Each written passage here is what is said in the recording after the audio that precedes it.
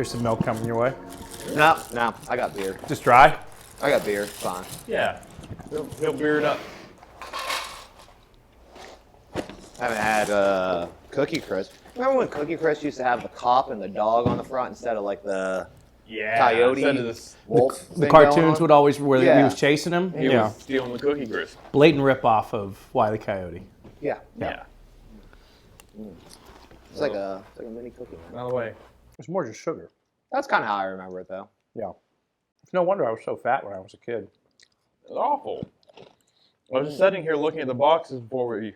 Don't do that. I'm just saying, like, which has less carbs, which has less sugar. It's basically the same thing. It's got a real hoppy tang to it now. Well, last time I checked, Sorg didn't invite us here to talk about nutritional information. I mean, How did you get to become champ? What type of diet did you go on to become champ? Hang on, I mean some Cookie Crisp over here, man. Championship caliber. boozy crisp. What's that? You know. It's a steady diet of Bud Light and protein. That's about it. These days. Together? Yeah, typically, 2 protein bars for dinner and 6 Bud Lights. Usually gets the body going. It fuels the body for a workout. Any sort of matches you got going on, stuff like that. How about you, Matt? You seem very nutritionally conscious these days. Yeah. It's kind of stupid. Yeah. Well, I don't have alcohol to lean on, so. You know what? Alcohol, not a good replacement for milk, actually. No? Oh, you actually poured beer in regretting there? Yeah, I put some beer in there. that? How'd that come off for you? Okay. That's Yeah. the hardcore icon, Jack Pollock, right there. I am pretty hardcore. Who's leading this thing? Definitely not me. I'll start by thanking both of you for the opportunity to even be here. Because if it wasn't for No, Jack, you're welcome. I wouldn't be a professional wrestler, and if it wasn't for Matt, I would never Why won don't my you tell first that title. story, so. Lawless? Why don't you just tell that story? then? Yeah, You got it. Why don't you just stop bury right. the lead? Why don't you? So I feel like this table is really just going to be thanking me a lot for everything that I've done. pretty much, I'm yeah. not going to thank you at all. Thanks for the house on Saturday, too, by the way. You're welcome. So, 30 years old, walking into the Golf Tower coffee shop, meeting Jack Pollock, Marcus Mann, getting the idea in my head. Hey, you want to pursue your dream of becoming a professional wrestler? Why don't you come train with us? Thanks to Jack Pollock. This guy. So if it wasn't for you, I would never been. Pittsburgh and KSWA have me to thank for you. That's true. That's true. Wow. Matt, now why don't you thank me for you, too? You had nothing to do with me. I can remember wrestling in like a fire hall in Clarksburg, West Virginia with a gangly ghoul of a man. And then going, Leather vest and a chin beard. didn't we tag a match down there? Wasn't it like you and me versus Terry and Terry, was it Zach? Cole Cash? Was it Cole Cash? Was it Cole Cash? Somebody, I don't know, someone like that. Yeah. And then Yeah. next thing you know, Matt Conard's in Pittsburgh, too. Thanks, Jack Pollock. That has everything to do with Peyton Graham. Actually. I don't want to hear that name the rest of the night. Who? Or the rest of the morning. The dearly departed Peyton Graham. Don't ruin my breakfast. And I just want to thank me for me, because, I'm awesome. Always humble. I try to stay humble. You know, I should be better at leading this. I did have a podcast at one time. Yeah. You're in the center, Matt, and I've only watched one table for 3. My seat placement does not So breakfast justify for who should be champions. leading this conversation. Then why did you sit front and center? You've held the title the longest. Yeah, since August. No, I think we're tied. What night you win it? August 11th. You won in July. Mm-hmm. That's Go ahead, true. Matt. Tell us You lead off. Tell us the tale of the Ryse Grand Champion. I'm all ears. Shit. Language. Hot mic. It's fine. Check 1 2. Check 1 2. This isn't $9.99 paywall. It's fine. I am still eating this cereal with beer right now, by the way. Even though you I made don't it want sound to. awful. I don't want to waste food. You made it sound terrible. Or beer. I will never waste beer. Right. That's a crime. All right. Anyway, long and short of it, I floundered in this area for 6 years, I think. Wow. Well, I was at PWX for 3-ish. ish. 2013, I think you came in, right around then. Yeah, so around Summer 2013. I floundered PWS for like 3 years. That never went anywhere. Then Black Monday happened, and a bunch of us left. And then I kind of floundered around the area in general. I think during that time I did a couple shots for IWC, right? You were at IWC before I was at IWC. Yeah. You faced Wardlow, didn't you? I worked with Wardlow, Bulk, did the tag thing with the Hardys. That was awesome. By the way. Night of Breakfast of Champions. Superstars. That was awesome. So basically, I just put over most of their champions, which Sure. is what I'm good at, is putting over champions. Mm-hmm. And then finally, when Brandon did the split and went on his own, and I was finally allowed to come in, things just kind of fell into place, and right place, right time. Happened to not be tied down anyway. What a great story, Matt. Hey, man. Very detailed. Did I tell you I used to have a podcast? It was very good at So hosting. Matt's rise to the Ryse Grand Championships starts when he joined up with Ryse back last fall. There was a tournament that span over 3 shows. We were all in it. I was not in that He was tournament. not in the tournament. That's right. I was not in the tournament. No, he wasn't. You know, Matt won his first round matchup against, who was it, Matt? Frankie Flynn. Yes, it was. Know your history. Right. Matt then Gannon. won his second round matchup. Was it Tony Johnson? No, it was Gannon. Oh, okay. Gannon. Then you beat Tony And Johnson. then Tony And to then- get to the finals and to then you lose lost. to Lee. Big loser. Yep. Yeah. And then someone showed up to Ryse and really gave it that kick that it needed, you know? And left just as quickly. One certain heir apparent was insistent on being in the finals that night. Insistent he should go on last. And I believe his exact words were when he asked why, he goes, "What other match on the card's gonna top mine?" Long story short, Tony and I blew his match out of the water. Fuck you, Chris. Matt, this is breakfast. We don't talk like that this early in the morning. I do what I want. Wow. Anyway, so we're having this beautiful moment here at breakfast at Sorgatron Media. You just get all angry. Yeah, you're ruining the moment. Sorry, that you're story killing was the fresh in vibe. my mind a couple days ago, and it just came out. Anyway, You guys, I remember because Lee and I faced in the semifinals, and you guys we went right before you guys. And Yeah. you had an awesome match. it was good. It's always good with Tony. Yeah. Very, very underrated performer. Anyway, from the tournament, we started to tell the story of me climbing my way back up, going through competitors until I got. Well, I mean, you faced one competitor that you just couldn't get through. No, I beat Lee. That's how I won the title. No, Matt, that's not what we're talking about.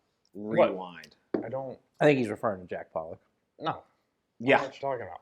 Yeah, I remember showing up to Ryse, a promo segment, the 3 of us in the ring together. Yep. Words were said, stuff happened, and then I beat you that night on your rise to the Ryse Grand Championship.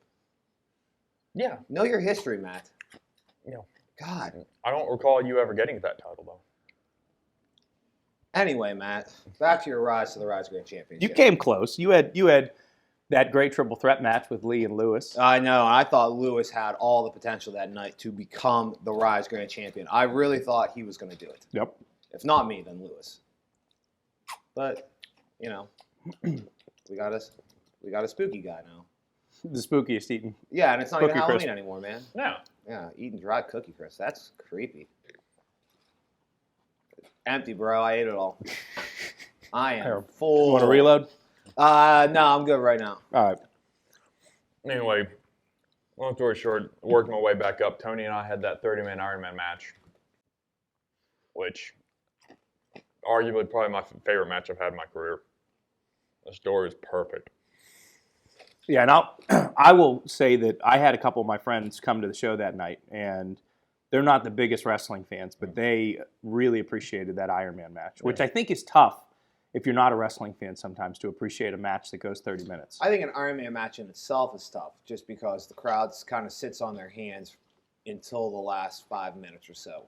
Mhm. You know, if you don't hear the match in a way that's entertaining, everyone knows that typically an Iron Man match, you're going to be like, oh, cool, it's going to be 2-1, 3-4, whatever it is, until you get down the last minute. You go like, hey, there's going to be some cool stuff that happens, and get ready, you know. Right. So, I mean, I was backstage watching, too, and I was definitely, I'll give you it, Matt, I was moderately entertained. Thanks. It wasn't Brett Shawn. He spent 5 seconds remaining. 1, 2, 3. I'm just crushing Fruity Pebbles over here. Yeah, dude, It's great. I mean, there's fruit in there, so it's good for you. Oh, yeah. That's why.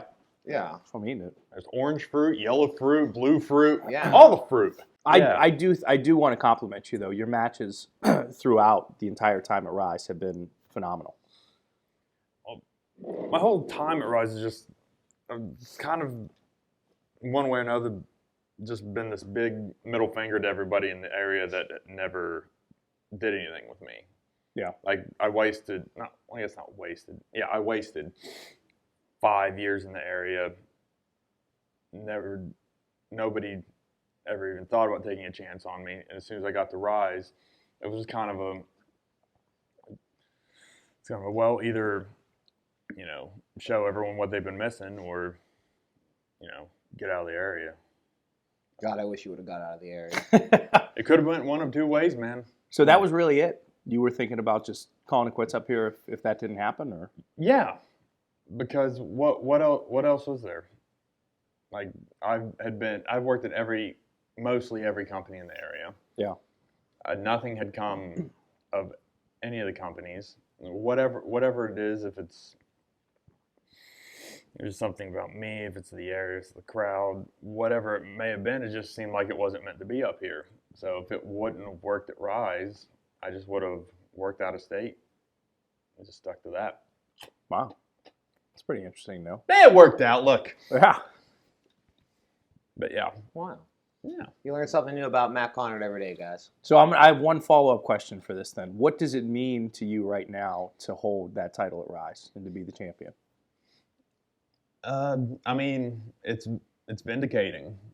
This is my vindication of all the naysayers, all the people who didn't give me the time of day. A few in particular, but I won't name names. Well, or maybe I will. It's right now is not only I feel like the best work of my career, it's the most important work. Because I feel like it's being done at the peak, the prime of my abilities. Yeah. So At the same time, it's building a foundation for a new company that is getting footing in the area, that people are starting to recognize that the workers over there, you know, there's high quality workers, not just in all the other companies, but in a new company like Ryse at the same time. yeah, being the man to I guess fly the flag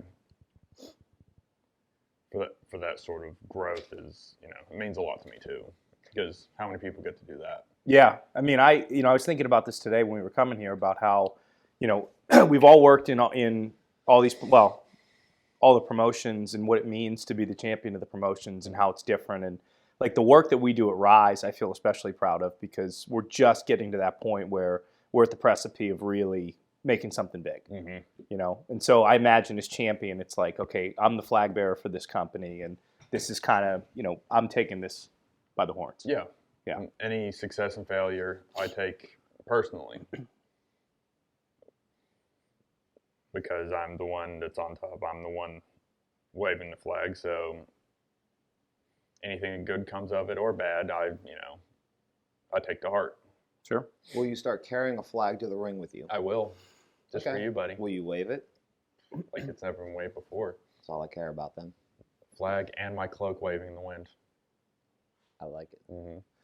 All right, who wants to go next? Lawless. Well, yeah, so this will be a good segue. So, you know, I think Trapper Tom from KSWA had pointed out that he's pretty sure that I've worked the most locally out of any of the talent in the area in the last couple months, between all the KSWA shows, Sam's show that was right across the street, Blackcraft, IWC, Ryse. So I've been busy in the area. And then I won this title in August of this year. And It meant a lot to me because, we all know what KSWA is. And the thing about that promotion is they didn't need to bring me in. They didn't need to bring anyone in. They could use the same talent that they've used for the last 10 years, and they're drawing 300 to 500 people a show. So when they brought me in last year to challenge for the title, it was cool because it was like a trial run, and that crowd was awesome at Spirit. Went there, had a match. They didn't really contact me. They had a spot show in Millville they asked me to be on and work with Keith. I did. When they asked me to come back in January, that's when I won Battle Bowl, which had 39 people in it, which was really cool. And then the champion that I took this off of, Mitch Napier, had the title for 611 days. So when they said, "Hey, we're going to give you the title," I took it as like, "Wow, this is awesome." It's a cool moment, yeah. This is awesome. And it turned out KSWA had, they booked 5 shows in September. So we were busy, and I've had 6, 7 title defenses already, and I've had the title for 3 months. Mm-hmm. So it means a lot to be the champion anywhere, especially there, though, with the rich history that they have with like studio wrestling and all the people that they draw. It's really cool. Yeah. It's really cool. And they do a lot for children. They do a lot for people with special needs. So it's nice to be there and be the champion. I love going to KSWA shows. They're very entertaining, Oh, yeah. I've never been to a KSWA show where you're on one. No. I don't think so. I haven't been to I didn't go to Millville days. You didn't work Arsenal Park, did you? No, I didn't make the 4th of July show this year. So I've never seen David Lawless live at Spirit. But boy, that would be awesome to witness one time. It's something to be seen. So actually, I'll be able to say at the end of December that I will have main evented a show that Nick Aldis was on. So Yeah. that'll be pretty cool. That's cool. Yeah. But this, I don't know how long my run's going to be with this championship. It means a lot to me, but that company will continue to thrive because they have very smart business people in place, and their location is awesome. Mm-hmm. Oh, It's yeah. awesome. Yeah, their location is ideal. Out of all the places to work, the coolest thing is being able to drive 5 minutes Right. to where you have to wrestle. I was fortunate enough at one point to work a show for Matt Justice, ARW, at Altar Bar. And living within the city limits, just being able to go, hey, I'm just going to hop on a bus, and I'll just put my bag in the bus and just go down to the show and not have to worry about driving 2.5 hours to get there. It's like to be able to work within the city limits is definitely a perk. Yeah. Especially where you live. You're very It's close. awesome. Yeah. It's awesome. The 3 of us could just carpool down there. Yeah. We all work down there. Someday. Yeah, I'll get there someday. So I guess it's my turn to tell my tales. The most decorated championship, I would think, here. I don't have. It's to listen to your story of your rise to the Ryse Grand Championship. That's the title. home. The title of Breakfast with title. Champions. The rise of the Ryse Grand Rise Championship. of the Ryse Grand Championship. We're just putting Brandon over the whole time. Yeah, or even you, Lawless. Going from one company that I've been very fortunate with everywhere that I've been to have success where I've gone, and I can't ever really explain it. It's always that weird thing. It's like I can remember the first time I was working as a heel in a match, and it was decided I was going to turn babyface that night. And I can remember Strider coming out and saying he believed in Jack Pollock, and then the crowd started chanting Jack, Jack, Jack, and I was like, I don't know what's going on right now. This is crazy. And then the next show rolled around, and I just go God, I hope they care about me. Please still care about me. And then it just kept snowballing there. And then next thing you know, it's you're getting title opportunities, and you prove that you don't suck at wrestling. Mm-hmm. And then a company, like you said, it's such an honor when a company believes enough in you to put their most prestigious, the biggest championship on you, where they go I know night in and night out that I can put you out there in the main event in front of whether it's 50 people or 2,000 people, or 500, it didn't matter. That whether it was, PWX at the time when that happened for me, even VOW at the time when that happened for me, and now IWC, it's such a cool feeling to be the flag bearer of sorts, to be that guy that like everyone goes, I know without a doubt I can trust this guy to go out there and put on a match that will entertain the crowd, and he'll always deliver. And I've been very fortunate in that aspect. But my rise to the IWC title is a little bit different than like you guys. This time last year, whenever this airs, I guess, I was fired from IWC. And then I jumped ship and went to Ryse. Tried to win that championship unsuccessfully. I gave it my best effort, though, I felt. Oh, you really did. I thought so. Thanks, Matt. Yeah. I mean, I beat you. Keeps bringing that up. I'm just saying I did beat you. But then I came back to IWC, maybe under some scrupulous way. You know, I did some things that people disagreed with. I wonder what lawyer wrote that contract up for you and Team Storm. All I know is Justin Plummer re-signed me. Next thing you know, he tried to make my life a living hell. And it's been this cool little journey. Fortunate enough to work with Jack Swagger at Night of Superstars. And then Shane Taylor, who I had a blood feud with years ago at Super Indy this past year. On to a street fight with the owner himself, Justin Plummer, which, I mean, credit where credit's due. That guy is a putz. That match was awesome, though. Yeah, I mean, like, that match was better than it had any right to be at the end of the day. And hopefully, I mean, I left that match very happy. Obviously, we're kind of taking back the blinders in this, right? This is the whole point of Breakfast with Champions. I mean, yeah. I left that match very, very happy. Hopefully, Plummer did as well. And at the end of the day, I just hope that the crowd realizes the effort and talent that it took to put that match on to entertain a crowd for what was 18 some minutes, to not be bored in a match with a guy who's not a wrestler. Right. You know,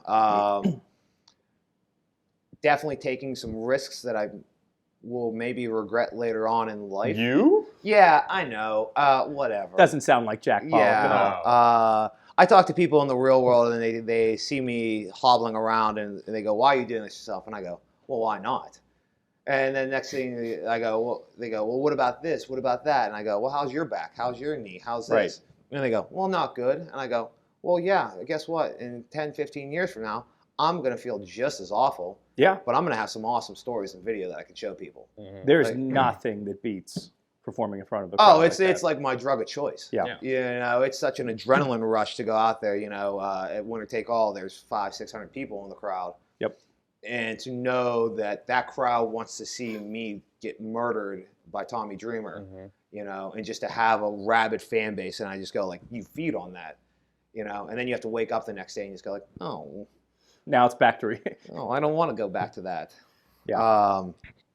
Anyway, back to my not rise to the Ryse Grand Championship, but my ascent to the IWC Heavyweight Championship. It's not Which, as catchy. I know, I'll it's point that a out. little not as wordy. catchy. Well, that's why we've determined that the title of this is going to be the Rise to the Rise Grand As Championship. it Yeah. should be. Yeah. Yeah, sponsored by Cookie Crisp. Is Cookie Crisp, General Mills, huh? Okay, so General Mills and Post are sponsoring this. There we go. Cool. At some point, you're going to tell us how you became. IWC Yeah, at some We'll point. get there. So I beat Justin Plummer in a match that then would have been title shot versus my career. I was willing to give up everything for a shot at this title because I'd only wrestled one time ever for the championship, and it was last July against Wardlow. And then finally, a year later, we came back, and it was Wardlow and myself in the cage. Some hijinks, some shenanigans. Chris LaRusso, the heir apparent, shows up. The door gets ripped off. Things happen. I win. Team Storm takeover. What a night to be at court time. Like from the minute that show started, that crowd was just ready to go. Yeah. You know, it was Wardlow's music hit, LeBar's music hit, LaRusso and Bulk show up.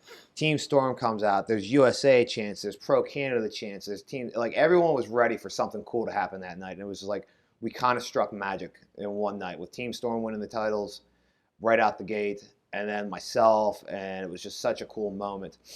And since then, it's just been murdering myself consistently. I was saying in the car ride here, in my first, 6 years of wrestling, I went through 2 tables. And in my last 3 months of wrestling, I've gone through 4 tables. It's kind of my new thing. Yeah. I think that's the IWC effect. Because I had never gone through any tables. And I'm pretty sure I've gone through at least 3. And I've probably wrestled 9 times for IWC. Yeah. Maybe less. I mean, and I love it. Yeah. It's cool to me, you know. 6-man ladder match last show. Yep. Try to do some dumb stuff in that. Kind of hard to follow up Sean Phoenix. Glory hog. Yeah, like, get over yourself, Fucking Phoenix. showboat. We get Yeah. it, dude.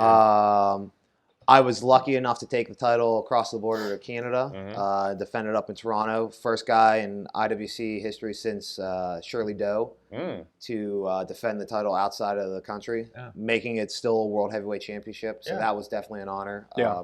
Especially because I'm pretty close. I'm close with Doe. He always messages me and he wishes me luck and talks to me about stuff. So like, and I watched Doe growing up too. Like, well, he's the best, man. yeah. So like, I mean, for me to be the IWC champion, as a kid who was going to IWC shows, like Ryse is new, and you weren't going to KSWA. I was probably going to KSWA before you ever were, before you knew what KSWA was. Absolutely. You know, I just like going to indie shows all the time. So for me to go to IWC shows in 2001, 2002, you know, upward, and now to be like the guy holding the title, you know, it's very humbling and all at the same time cool feeling. Yeah. So that's my rise to the ascent of the IWC World Heavyweight Champion.